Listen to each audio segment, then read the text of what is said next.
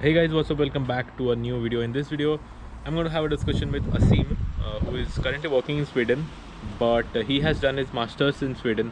So बहुत सारे लोगों ने मुझे क्वेश्चन किया था कि भैया यहाँ मास्टर्स कैसा रहता है, मास्टर यहाँ पे करना एक अच्छा ऑप्शन है या फिर नहीं, और यहाँ पे जॉब कैसा रहता है, मास्टर के बाद जॉब मिलना मुश्किल है या ईजी है, पार्ट टाइम जॉब्स कैसे रहते हैं. तो आज सब कुछ उसके बारे में डिस्कशन करेंगे. Let's start.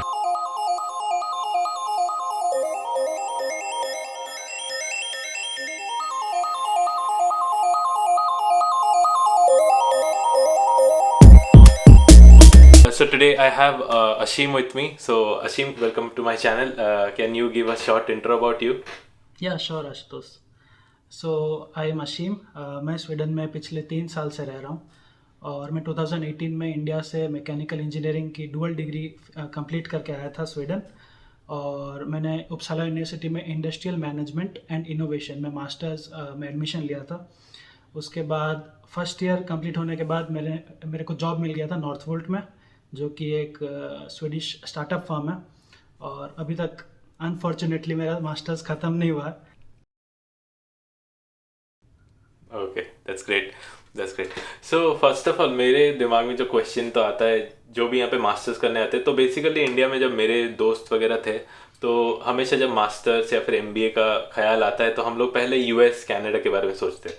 तो why did you like choose Sweden to pursue your masters? I don't think I thought in a different way. मैं भी उसी राह पे था. US, Canada, UK, Australia, Germany, हर जगह मैंने अप्लाई किया था. सारे बस मेरा मन था आईआईटी में पढ़ नहीं पाए, तो बस अब चलो किसी अब्रॉड में किसी बड़ी यूनिवर्सिटी में पढ़ते हैं जो आईआईटी से भी अच्छी हो. बट जब सारे एडमिशन भी बहुत सब में हुआ. Actually I was very good in my 10th and 12th. सो उस बेसिस पे एडमिशन मिलता है. तो एडमिशन भी हुआ, पर जब फीस देखा तब it was more than 1 crore. It was too Okay. much. So in So Australia, where in Sweden or? no, in Australia it was like somewhere Okay. between 80 lakhs to 1 crore. In US it was very expensive. तो मेरे Okay. दिमाग में ये thought आया कि अगर मैं इतना ज़्यादा एक्सपेंस लेके पढ़ने जाऊंगा तो मेरे ऊपर पूरे टाइम यही प्रेशर होगा कि मैं किसी तरीके से पार्ट टाइम करूं, कैसे मैं इन पैसों को कैसे रिकलेक्ट करूं ताकि मैं पे कर पाऊं लोन. और इंडिया में loan is very expensive. It's the interest rate is around 11 to 15% for education. तो मेरे को लगा कि ये तो करना ही नहीं है, कुछ और ऑप्शंस ट्राई करते हैं. फिर मैंने देखा कि टॉप 100 यूनिवर्सिटीज़ कौन सी है वर्ल्ड में और दूसरे कौन से कंट्रीज़ में हैं. तो फिर मैंने देखा कि नॉर्डिक कंट्रीज़ जो हैं, स्वीडन, नॉर्वे, फिनलैंड, डेनमार्क, इन कंट्रीज़ में अच्छी यूनिवर्सिटीज़ हैं काफ़ी और टॉप 100 में भी आती हैं. तो फिर मैंने अप्लाई किया स्वीडन में, टॉप 4 यूनिवर्सिटीज़ जो स्वीडन किया, और लकीली उसमें मेरा सिलेक्शन हो गया. तो आई थिंक सब जैसा सोचते हैं, हम जैसा देखते हैं हमारे सीनियर्स को. मेरे सीनियर 2-3 गए थे यूएस, ऑस्ट्रेलिया. मेरे फ्रेंड्स गए ऑस्ट्रेलिया. वो बहुत स्ट्रगल कर रहे हैं वहाँ पे, पेट्रोल पंप में काम कर रहे हैं और कुछ मिला नहीं है जॉब वगैरह. बट तो मेरे को वही था कि कुछ इजी सोचा जाए जो भी अच्छा भी हो और चीप भी हो, इसलिए मैंने स्वीडन चूज़ किया. ठीक है, हम लोग पार्ट टाइम जॉब्स और कितना फीस वगैरह वो सब के बारे में वीडियो में बात करेंगे. बट पहला सवाल जो मेरा है कि यहाँ पे सिलेक्शन क्राइटेरिया क्या रहता है और आप कैसे अप्लाई करते हो? आपको आईएलटीएस या फिर टॉफल देना पड़ता है या जीआरई के थ्रू? प्रोसीजर क्या रहता है कि यहाँ पे एडमिशन लेने का? स्वीडन में एडवांटेज ये है कि आपको जीआरई टॉफल नहीं देना पड़ता. मेरे को लगता है कि जीआरई टॉफल थोड़ा टफ है कंपेयर टू आईएलटीएस.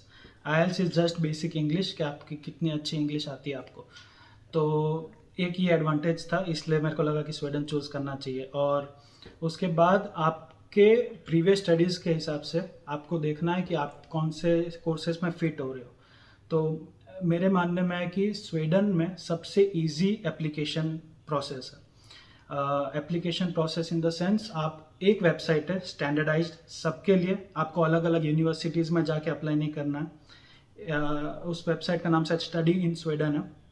उस पर जाके आप 4 कोर्सेज सिलेक्ट कर सकते हो. Might be in different universities और in the same university for different courses, up to you. और फिर एक साल में 2 बार आप अप्लाई कर सकते हैं. वंस बिफोर लाइक मिड फरवरी और शायद second time in before mid September somewhere. तो मैंने फरवरी में अप्लाई किया था. और तो स्टैंडर्डाइज प्रोसेस है. और वो अप्लाई कैसे करना है, तो आपको जो भी कोर्सेज में इंटरेस्ट है आप उन कोर्सेज कि पहले तो आप यूनिवर्सिटी सिलेक्ट कर लीजिए कि आपको कौन सी यूनिवर्सिटी में जाना है। इंडिया से हमें दिखता है कि टॉप 4 यूनिवर्सिटी है, वर्ल्ड का बेस्ट रैंकिंग है, पर स्वीडन आने के बाद कोई फ़र्क नहीं पड़ता। स्वीडन आने के बाद फ़र्क पड़ता है कि आप कौन से लोकेशन पे हो और वहाँ पे कितनी कंपनीज है उसके सराउंडिंग में। तो ये बिल्कुल फ़र्क नहीं पड़ता कौन से यूनिवर्सिटी से आप पढ़ो स्वीडन में, बट एज इंडियंस हम प्रीफर करेंगे बाहर जा रहे हैं तो अच्छी यूनिवर्सिटीज़ में पढ़ें। और उसके बाद यूनिवर्सिटी सिलेक्ट करने के बाद आप उनके कोर्सेज देखिए कि कौन से कोर्सेज उस यूनिवर्सिटी के अच्छे हैं और आपको इंटरेस्ट करते हैं कि नहीं। कोर्सेज सिलेक्ट करने के बाद आपको ये देखना है कि उसका क्राइटेरिया क्या है, क्योंकि हर कोर्स का अलग क्राइटेरिया। किसी कोर्स में आपको कहेंगे कि IELTS में 6 होना चाहिए, किसी में 7 होना चाहिए। फिर उनके जो बेसिक क्राइटेरियाज के आपने कौन से सब्जेक्ट्स पढ़े हैं वो भी इम्पोर्टेंट है। तो बेसिकली सिलेक्शन क्राइटेरिया के बारे में हमने बात किया, तो GRE या फिर आपको टॉफल नहीं देना होता, IELTS देना होता है। बट हाँ, मैं ये पूछना चाहता हूँ कि आपका जो सिलेक्शन होता है वो क्या 10th और 12th के मार्क्स या फिर ग्रेजुएशन के CGPA के बेसिस पे होता है, या फिर वो सिलेक्शन एक्चुअली कैसे होता है? हाँ, तो वो सिलेक्शन एक्चुअली बहुत डायनामिक है। किसी साल बहुत बच्चे अप्लाई करते हैं किसी कोर्स में, किसी साल कम करते हैं डिपेंडिंग ऑन द डिमांड। तो इनका क्राइटेरिया बेसिक आपको इंटरनेट पे बेसिक क्राइटेरिया दिखेगा कि 10th पास 12th पास इतने परसेंटेज होने चाहिए, CGPA होना चाहिए और इन कोर्सेस में आपने पढ़ा होना चाहिए। For example maths 1, maths 2, whatever. तो उसके बाद मतलब बेसिक वही है। उसके बाद आप नहीं कह सकते कि आपका होगा कि नहीं होगा। वो डिपेंड करता है कि कितने बच्चों ने उस साल उस कोर्स में अप्लाई किया और कंपटीशन कैसा है उस साल। तो ये बहुत इम्पोर्टेंट है। तो यहाँ पे स्कॉलरशिप कैसा रहता है? I mean you get full scholarship for the entire course, या ट्यूशन फीस कवर हो जाता है? स्कॉलरशिप भी अगर मिलता है तो उसका क्राइटेरिया क्या रहता है? स्कॉलरशिप मेरे जानने में आई थिंक 2 या 3 बच्चों को मिला है स्कॉलरशिप। और criteria I have no idea, क्योंकि जब हम अप्लाई करते हैं तब बेसिकली वो लोग आपसे मांगते हैं कि आप अपने बारे में SOP लिख के दीजिए, उस बेसिस पे आपको स्कॉलरशिप मिलेगा। पर वो अब कैसे डिवाइड करते हैं और क्या देखते हैं, I don't know. So completely depends on the SOP. Completely, not completely, but depends on the SOP and also depends कि लाइक कंपटीशन कैसा है, कितने लोग, क्योंकि बहुत सारी कंट्रीज है जहाँ पे स्टूडेंट्स को वो स्कॉलरशिप देते हैं और भेजते हैं यहाँ पे पढ़ने के लिए। पर वो भी चीज़ पे डिपेंड करता है कि आप कौन से कंट्री से आ रहे हो, क्योंकि 2011 या 12 से पहले स्वीडन में फ्री था सबके लिए। 2011 के बाद स्वीडन ने इंडिया को as a developed nation recognise किया और फिर इंडियन स्टूडेंट्स के लिए भी फीस देना मैंडेटरी हो गया। तो हम फीस की बात करें तो मतलब स्वीडिश क्रोना में अगर नहीं बोलें तो इंडियन रुपीस कितना फीस रहता है? ट्यूशन फीस वो कितना होगा? वो भी कोर्स टू कोर्स डिपेंड करता है। It starts from somewhere 60,000 krones which is like 4.5 lakhs in India for a semester, and for 2 years it's around 20 lakhs max. So it varies between 4.5 lakhs to 6 lakhs max. और फिर rate भी change होते रहता है Swedish krona to Indian rupees, तो वो फिर थोड़ा वेरी करता है। But I would say for 2 years you have to pay approx between 20 to 25 lakhs. Okay, that's actually a huge amount because Norway और जर्मनी में मैंने सुना है कि एजुकेशन इज़ फ्री। इवन जब मैं यहाँ पहले आया था तो मुझे लगा था स्वीडन में भी फ्री होता है, बट नहीं, यहाँ पे नहीं है फ्री। यहाँ पे फ्री नहीं है, पर यहाँ पे एक एडवांटेज ये मिलता है आपको, जो मेरे साथ हुआ था कि जब मेरा फर्स्ट ईयर ख़त्म हुआ उसके बाद मैंने एक्चुअली पहले से मेरा सेट था कि मेरे को यहाँ पे आके जॉब ढूंढना है फटाफट। तो जॉब ढूंढते ढूंढते मेरे को समर इंटर्नशिप मिली फर्स्ट ईयर के बाद, और फिर समर इंटर्नशिप के बाद उस कंपनी को नीड थी और हमारे पास भी टाइम था, एक्सपीरियंस था, तो हमने वहाँ पे जॉब कंटिन्यू किया विथ स्टडीज़। तो कंपनी ने मेरे लिए वर्क परमिट अप्लाई किया, और वर्क परमिट मिलने के बाद स्वीडन में आपके लिए एजुकेशन फ्री है for you and your wife. तो इसलिए मेरे को फिर सेकेंड ईयर का फीस नहीं देना पड़ा। तो ये एक एडवांटेज है जो लोग नहीं जानते हैं, तो शुरू से उनको पता ही नहीं होता है कि ऐसा एडवांटेज देता है स्वीडन।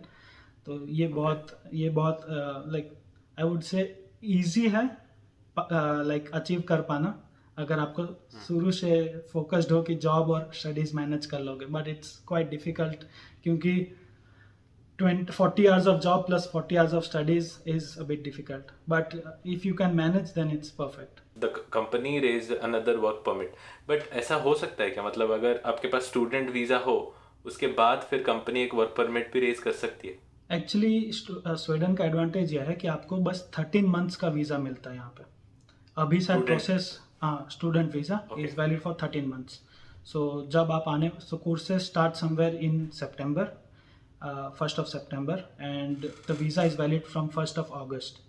तो 1st of August of 2018 to 31st August 2019 तक आपका वीज़ा वैलिड है, और उसके बाद अगर कंपनी ने अप्लाई कर दिया तो well and good, you don't have to pay anything, और if you have paid you get back the refund. Okay, I mean the best होगा कि अगर आप एक साल के अंदर जॉब ढूंढ ले और फिर नेक्स्ट ईयर से कंपनी जो वीज़ा रेज करी उस पर अगर काम करे तो देन एजुकेशन भी फ्री हो जाएगा। हाँ, या दैट्स गुड। ओके, तो यहाँ पे अगर एजुकेशन की बात करें, वी ऑल नो कि इंडिया में कितना रिगरस रहता है जो एजुकेशन सिस्टम, यहाँ पे कितना मुश्किल था या फिर इट वाज लाइक इजी? यहाँ पे ग्रेड्स रखना, CGPA जो मेंटेन करना वो इजी रहता है या फिर it was like difficult? Actually India में हम लोग को आदत पड़ जाती है कि हम एग्ज़ाम के 2 दिन पहले पढ़ते हैं और बस एग्ज़ाम दे देते हैं नोट्स पढ़ के। यहाँ पे वो बिल्कुल काम नहीं आता। यहाँ पे मैटर करता है कि आप शुरू से कितना इन्वॉल्व हो, और अगर इन्वॉल्व हो तो बहुत इजी है, क्योंकि यहाँ पे जो भी एग्ज़ाम में क्वेश्चंस आते हैं वो एकदम प्रैक्टिकल क्वेश्चंस आते हैं, और हर सेमेस्टर में पीरियड वाइज डिवाइडेड रहता है कि एक सेमेस्टर में 2 पीरियड होते हैं। तो आपको जैसे सितंबर टू दिसंबर अगर एक सेमेस्टर है तो September October is 1 period and November December is 2nd period, और उसमें फिर 3-4 कोर्सेज रहेंगे, और वो डिवाइडेड रहता है क्लासेस, GD और प्रोजेक्ट्स, प्रेजेंटेशंस। तो बहुत ईजी है मार्क्स लाना। बस एक डिफ़िकल्टी इंडियंस के लिए यह है कि एग्ज़ाम्स जो होते हैं उसमें आपको पढ़ के नहीं जाना, आपको समझ के जाना। ये यहाँ का एडवांटेज मैं कहूँगा कि आप पूरा सब्जेक्ट को अच्छे से समझ जाओगे अगर आपको एग्ज़ाम में अच्छे ग्रेड्स लाने हैं तो। और अगर पास होना है तो एग्ज़ाम में यू जस्ट नीड 50%, बट जो क्लासेस GDs हो रहे हैं, प्रेजेंटेशंस हो रहे हैं, वो सब ऐड होता है मार्क, तो वो इट्स वेरी सिंपल। और स्वीडन में आपको फेल होना बहुत मुश्किल है। फेल होना मुश्किल है, और स्वीडन में एक ये भी है कि आप जो प्रेजेंटेशंस वगैरह देते हो उसमें आपको फीडबैक तुरंत मिल जाएगा ऑन द सेम डे, और फीडबैक हमेशा कंस्ट्रक्टिव फीडबैक होता है। तो स्वीडन में ये एडवांटेज है कि लोग आपको क्रिटिसाइज नहीं करेंगे कि दिस वाज नॉट गुड और you didn't do this, you have not prepared or whatever. They will constructively feedback you that you should have done this, if you would have added this it would have been good. So ये बहुत अच्छी बात है यहाँ की। Okay, अब आते हैं हम लोग यहाँ पे अकोमोडेशन, यू नो कि कितना डिफिकल्ट होता है। हम लोग जहाँ पे जॉब, मैं यहाँ पे जॉब करने आया था तो accommodation was too difficult to get a good accommodation. तो स्टूडेंट के लिए मैंने सुना है कि स्टूडेंट अकोमोडेशन रहता है, अपार्टमेंट रहता है वो, जहाँ पे प्राइस जो है बहुत कम रहता है। तो did you get any student accommodation और अपने आप ढूंढा? कितना मुश्किल था? और कोई भी आ रहा है तो उसको आप क्या सजेस्ट करोगे? मेरे लिए डिफ़िकल्ट नहीं था, क्योंकि उपसाला यूनिवर्सिटी में ऐसा होता है, शायद सारी यूनिवर्सिटी में ऐसा होता होगा कि वो आपको एक बुकलेट प्रोवाइड करते हैं जिसमें आपको बहुत सारे ऑप्शंस मिल जाते हैं कि आपको कैसा एकोमोडेशन चाहिए विथ प्राइसेस। तो सबसे चीपेस्ट ऑप्शन जो रहता है वो शेयर्ड कॉरिडोर रहता है, कि एक कॉरिडोर में, अपार्टमेंट में के एक कॉरिडोर में अराउंड 12 to 15 स्टूडेंट्स रहते हैं और एक किचन शेयर करते हैं, और अटैच्ड बाथरूम रहता है। तो ये सबसे बेस्ट ऑप्शन है। तो पर मैं यहाँ पे जब आया था तब मैं अपने एक फ्रेंड के साथ आया था इंडिया से, तो हम दोनों ने एक शेयर्ड हाउस लिया था, जो उस घर को उन्होंने 2 रूम्स में डिवाइड किया था, शेयर्ड किचन, शेयर्ड बाथरूम। तो वो थोड़ा एक्सपेंसिव था compare to the student accommodation, but आपके पास ऑप्शन है पूरा चीपेस्ट से सारे एक्सपेंसिव तक, क्योंकि यूनिवर्सिटीज़ उस सिटी में सारे जो लैंडलॉर्ड्स होते हैं उनके साथ पार्टनरशिप करके आपको बिल्डिंग्स दिलाती है, रूम्स दिलाती है, तो आपके पास ऑप्शन रहता है। और कॉस्ट अप्रॉक्सीमेट जो स्टूडेंट हाउसिंग है उसका कॉस्ट अराउंड 3,500 क्रोन्स, जो कि सबसे चीपेस्ट है यहाँ पे, उतना पड़ता है। और एक्सपेंसिव वुड बी 6,000 6,500 इतना पड़ता है। ओके, मेरे कमेंट सेक्शन में बहुत ऐसे मैरिड लोग जो है वो पूछते हैं कि हम लोग अपने वाइफ को भी यहाँ पे लेके आना चाहते हैं, तो स्टूडेंट अकोमोडेशन में फैमिली को अलाउ करते हैं या ओनली जो स्टूडेंट है उसको ही मतलब रहना अलाउड है? अलाउड सिर्फ स्टूडेंट को है, पर बहुत सारे लोग हैं जो अपने फैमिलीज के साथ भी रहते हैं, क्योंकि वो जो घर है वो 2 जन के लिए है, मतलब जो जो साइज़ है इट्स गुड फॉर 2 पीपल। तो बहुत सारे लोग हैं जो 2 जन भी रहते हैं। और पर आपको अगर ऐसा है तो उसमें आपको ऑप्शन मिल जाता है कि आपको थोड़ा बड़ा रूम मिले, थोड़ा ज़्यादा एक्सपेंसिव होगा पर आपके साथ कोई और भी रह सकता है, so it's not a big deal I think. तो एक स्टूडेंट के पॉइंट ऑफ व्यू से पूछना चाहता हूँ कि आपका महीने में कितना टोटल खर्चा होता है, मतलब महीने रेंट में और groceries and miscellaneous? Okay, miscellaneous is parties. I mean that is something depends on person to person, या मतलब Yeah. ग्रोसरीज और अकोमोडेशन में कम से कम कितना ही कितना लगेगा? जो एकोमोडेशन है is around 3500 kroners to 4500 kroners depending upon कि आपको कैसा चाहिए। और groceries I would say not more than 1000 to 1500 kroners. मतलब अब आप सिंगल हो तो यू कैन एडजस्ट, आपको अगर सस्ते से सस्ता करना है तो you can manage in like 1000 krones. और थोड़ा ज़्यादा आपको मतलब डिपेंड करता है कि आप कौन से शॉप से ले रहे हो, क्योंकि कुछ शॉप्स बहुत चीप होते हैं और कुछ बहुत एक्सपेंसिव होते हैं। फिर ऑफर्स में भी चीज़ें मिल जाती हैं, और फिर स्टूडेंट डिस्काउंट भी अलग से मिल जाता है कभी कभी। तो ये सबको अगर आप ट्रैक करो अच्छे से तो I think 1000 kroners is I mean it's not that much for a student. या। अब आते हैं सबसे इम्पोर्टेंट चीज़ की, पार्ट टाइम जॉब्स। बहुत लोगों का सवाल ये रहता है कि हम लोग अगर एज अ स्टूडेंट जा रहे हैं, हम लोग जो फीस सपोज लोन करके हम पढ़ रहे हैं वहाँ पे, तो पार्ट टाइम जॉब करके हम लोग can we like give our fees using our part time job?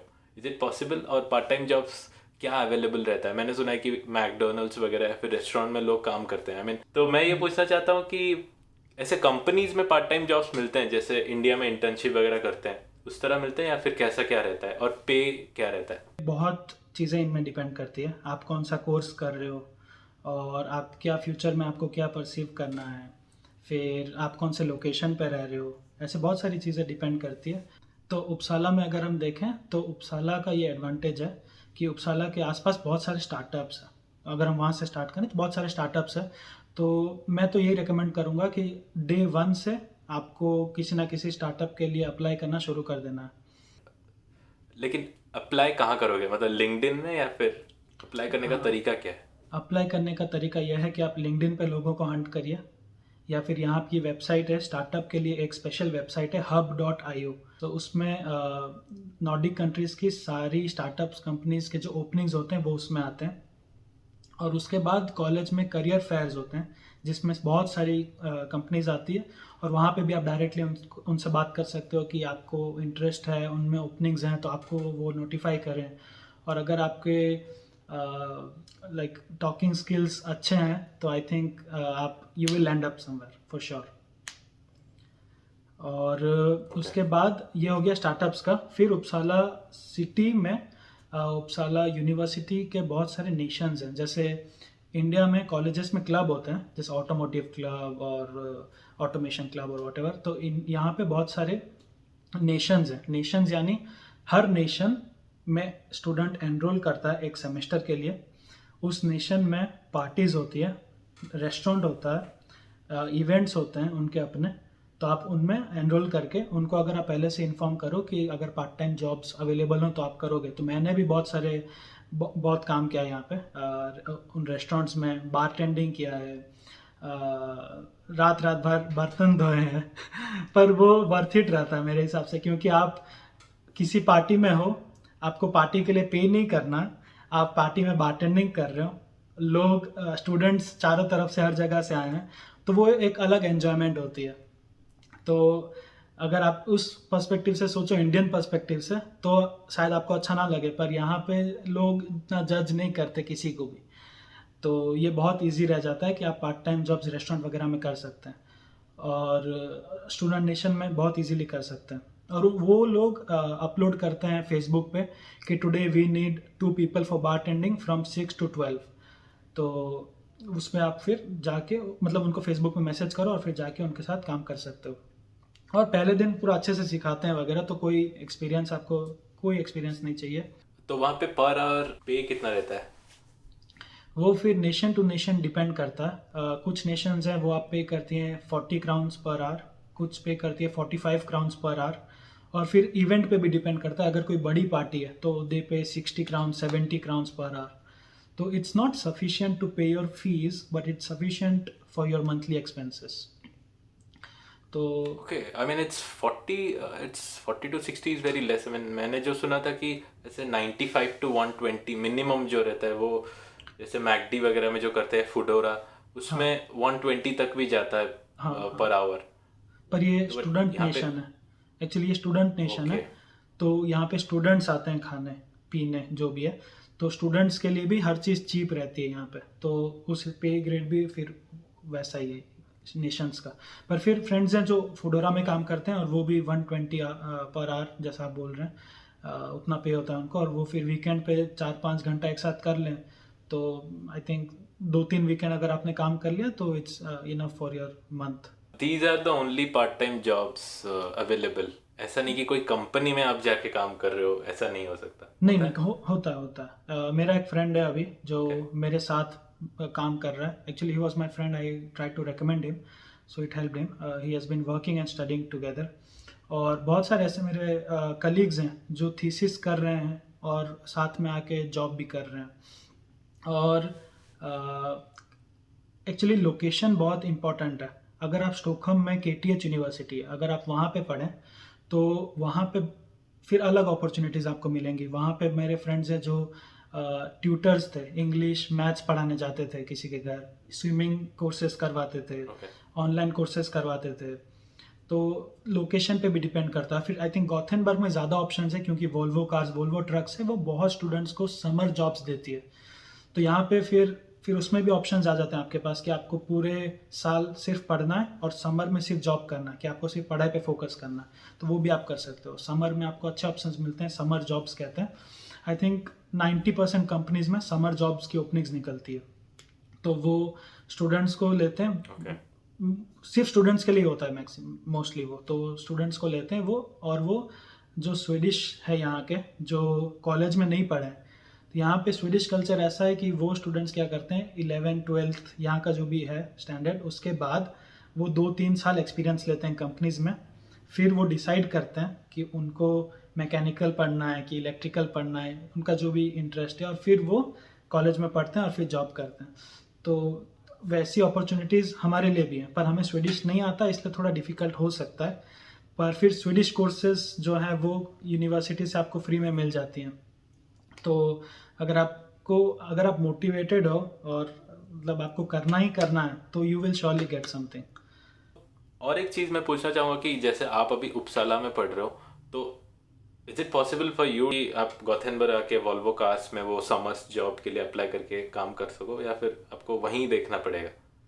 नहीं, it is possible, but companies ये भी कंसिडर करती हैं कि अगर मैं इसको 3 महीने के लिए यहाँ पे बुलाऊँ तो स्टूडेंट के लिए डिफ़िकल्ट नहीं होना चाहिए। क्योंकि अगर मेरे पास अच्छा एक्सपीरियंस है वॉल्वो कार्स में तो वो मेरे को श्योरली लेंगे। पर वो मेरे को कॉल पे ज़रूर ये पूछेंगे कि do you have an accommodation और do you want us to provide something. और अगर आपने बोला कि I want you to provide something और उनके पास कोई ऑप्शंस नहीं है तो डिफ़िकल्ट हो जाएगा। तो जैसे हम उपसाला में रहते हैं तो स्टॉकहोम पास है, तो स्टॉकहोम जाके बहुत लोग पार्ट टाइम जॉब करते थे। तो आई थिंक ऑप्शंस डिपेंड करता है कि उन कंपनीज को क्या नीड है। कैन यू गारंटी कि अगर मैं यहाँ पे MS कर रहा हूँ या फिर MBA कर रहा हूँ तो I'll get a job definitely, ऐसा होता है? नहीं, गारंटी नहीं है। क्योंकि जब मैं आया था, मैं अपना खुद का स्टोरी बताता हूँ कि जब मैं आया था तब मैंने अपने सीनियर्स से पूछा कि सेम क्वेश्चन कि क्या जॉब मिल जाएगा, आपके फ्रेंड्स कहाँ काम करते हैं, आप लोग ने कहाँ अप्लाई किया है। और वो लोग ने एकदम डिमोटिवेटिंग आंसर दिया, कुछ नहीं होता यहाँ पे कुछ नहीं मिलेगा। तो मैंने वो एक्सेप्ट नहीं किया और मुझे कहा कि मैं कुछ भी करके यहाँ पे अपॉर्चुनिटीज़ बहुत है, क्योंकि आप अगर लिंक्डइन पे सर्च करेंगे तो एंडलेस जॉब ओपनिंग्स हैं। पर मेरे को समझ नहीं आ रहा था कि वो लोग ऐसा क्यों कह रहे हैं। तो गारंटी इस बात की तो बिल्कुल नहीं है कि मिलेगा कि नहीं, पर अगर आप मेरे को किसी ने कहा था कि एक यहाँ पे रेशियो लोग मानते हैं, या इंटरनेशनल स्टूडेंट्स के लिए एक रेशियो है कि अगर आप 100 जॉब अप्लाई करो तो आपको 2 या 3 इंटरव्यूज़ आएंगे।